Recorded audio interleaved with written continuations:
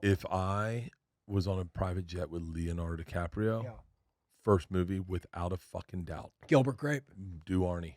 I want to see you do Arnie now as an adult. Fuck yes. No way. Dude, he was so good as Arnie. He was so good. He was so good as Arnie. And he can still do it. That's if I had hosted the Golden Globes, my first opening line would have been Why don't you host one of these things, Bert? Never. Why?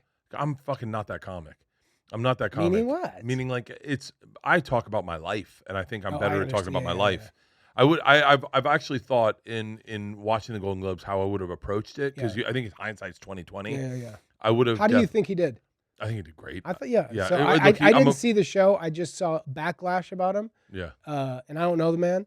And then I saw an 8-minute clip, and I was like, "This is I don't get that, but these are fun. This is a good bit. No, what's it was. here?" I didn't get too in the weeds on it. Yeah. I like Joe, and I when he did it, I was so excited for him that everything he said, I was like, fuck yeah. Like, sure, there were some bombs in there. But what is? Here's my question to you then. What do you think that is? That all of a sudden the headlines, because the reason I know I don't watch those award shows. I don't care about them. Really? I don't care. Really? Couldn't care less. That whole even I care and I don't care. I really don't care. Couldn't care less. Never. And I've been to them when New Girl was getting nominated and Spider-Verse. Even while I was there, I was on the stage during the Academy Awards when we won. It doesn't. There's how certain things really like satisfy you and feel good. Mm-hmm. Like when you said you didn't care about money. I could not relate to that. Money is the validation for me because that means it's like real, it's happening. Numbers, the analytics. I was talking to Leanne about this before when we first started. The numbers matter.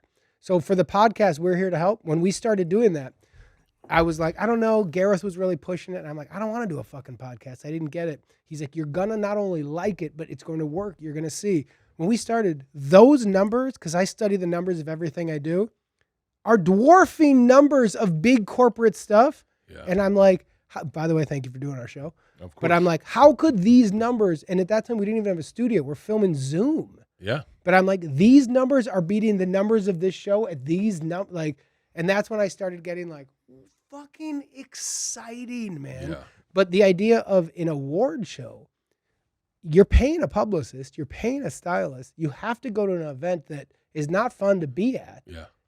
For a network to make money on ad sales, and then a guy like him who does a set, he got 10 days before. How could the headlines not be like, great job, man? The what are these headlines? The news cycles have learned what podcasting did originally, which was say wild shit and people tune in.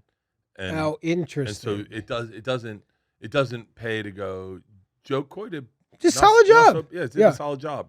Man, can you believe this guy got it in 10 days? Had 10 days to prepare, and this is what he did. It's pretty good. A comic who's never been in the movies the scale of these guys, hung with the crashed. Listen, I'm definitely not, and I have been in the business, but I'm not in the business of trashing comics. I have done it before. But like I always try to find the bright side in what people do, and all I can tell you is I would have done worse. I would have done way worse. I would have done. Joe killed it in my perspective because me on there, I would have been nervous. I would have been sweating. Same. I would have been shirtless. They would have been like, who the fuck's this guy? My opening joke, I already figured out, like in hindsight, how I would have approached it. What would it have been? I would have said, I would have mentioned my movie, obviously. Hey guys, and I'm sure you guys all know me from my major motion picture, The Machine. Martin Scorsese, I hope you saw it. Yeah, great. For sure. De Niro, we went out to you. You passed. Big mistake. Yeah. Killer Flower Moon, kind of long. But anyway, and then I would have immediately gone, Leonardo DiCaprio's here. Who remember? I would have also approached it that I'd only seen one of those movies. Yeah. I'd only seen not Tenet, the Chris Nolan movie, Oppenheimer. So all my jokes would have been around Oppenheimer. That's my angle. Is I would have just been like, I apologize. I've only seen one of your movies. I'm not watching them all. So but let's get into it. Yeah. Hey, Nick Cage is here. Did you see Oppenheimer? So I want to hear fun trivia to interrupt for a second about what's eating Gilbert Grape. Yeah. So I can tell you fun trivia too. Go tit for tat. Mine's gonna be more fun. Then let me start with mine. Fine. The mom lived to like 74. Good for her. Yeah, right. God bless her. She'd be dead at 50. Same. Yeah. I also think you're lying.